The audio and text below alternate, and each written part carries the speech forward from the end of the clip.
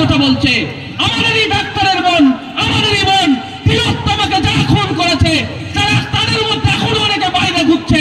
দায়িত্ব ছিল সিবিআই এর, যারা যারা খুনি তাদেরকে ধরে জেলের মধ্যে রাখা, সেটাও এই শুভেন্দু অধিকারীদের সিবিআই পারেনি, ব্যর্থ হয়েছে। তাহলে আছে কি? হিন্দু মুসলমান। এই টোপটা খুব ভালো খায়, এই টোপটা না মারাত্মক টোপ।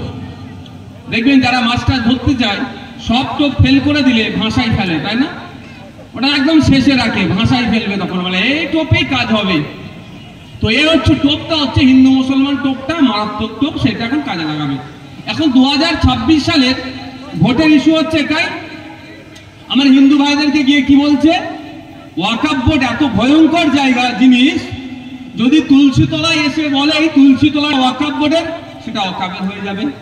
যদি তোমার মন্দিরটাকে বলে এটা ওয়াকফের হয়ে যাবে, ওয়াকফের। তোমার বাড়িটাকে যদি বলে ওয়াকফের, ওটা ওয়াকফের হয়ে যাবে। এই বলে হিন্দু ভাইদের মনের মধ্যে মুসলমানদের প্রতি একটা অবিশ্বাসের বাতাবরণ তৈরি করার চেষ্টা করছে। অ্যাকচুয়ালি এই ধরনের কোনো আইন আছে মনে হয়? ভারতবর্ষে এই ধরনের কোনো আইন নাই যে আইনে কারো জায়গায় গিয়ে দাঁড়িয়ে গেলে বলে যাবে নাকি তার। আরে ওটা তো ছাড়ুন, ওয়াকফ বোর্ড তো ছাড়ুন। আপনারা বলুন, আপনাদের বারাসাতের উপরে ন্যাশনাল হাইওয়ে এক্সটেনশন হচ্ছে না, প্রশস্তিকরণ হচ্ছে না রাস্তা? ভারত সরকারের ওটা আন্ডারে, ন্যাশনাল হাইওয়ে অথরিটি অফ ইন্ডিয়ার আন্ডারে ওটা। নীতিন গাডকারি জি ওর কেন্দ্রীয় মন্ত্রী। তারপরেও যে এক্সট্রা জায়গার প্রয়োজন হচ্ছে, সেই জায়গাগুলোর জন্য কি করতে হচ্ছে? জায়গার মালিককে নোটিশ করতে হচ্ছে এবং তার 2-3 গুণ বেশি টাকা দিয়ে তারপরে জায়গাটা নিতে হচ্ছে, তাই তো? নতুন রেল লাইন করতে গেলে ভারতবর্ষের রেল হবে, আপনি আমার জায়গার উপরে রেল নিয়ে চলে যেতে পারবেন উইদাউট আমার এনি কনসার্নে?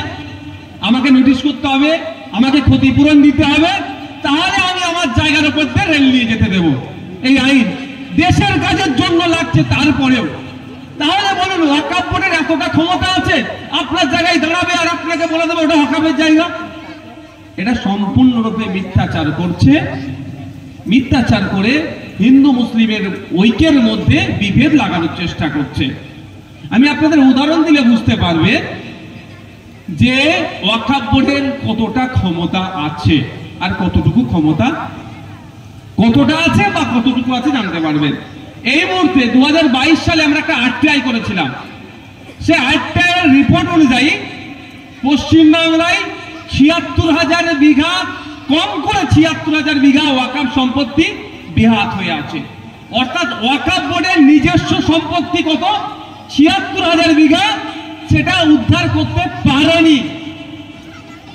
উদ্ধারের জন্য ওয়াকফ ট্রাইব্যুনালকে দিয়ে বলছে, মাই লর্ড, আমার বারাসাতে আমার ওখানে ওই 10 কাঠা ওয়াকফ জায়গা আছে, তো বেদখল হয়ে আছে, যাতে উদ্ধার করতে পারি, তো অর্ডার করে দাও না।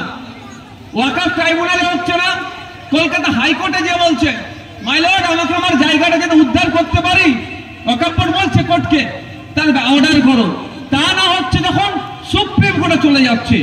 নিজের যদি এত পাওয়ার, নওশাদ সিদ্দিকীর এত পাওয়ার, যার জায়গার সামনে দাঁড়িয়ে যাব সেটাই নাকি আমার হয়ে যাবে, তাহলে আমি আমার অলরেডি ৭৬,০০০ বিঘা সম্পত্তি উদ্ধার করতে পারলাম না, রাম কাকার, শ্যাম কাকার জায়গাটা আমি যে দখল করে নেব?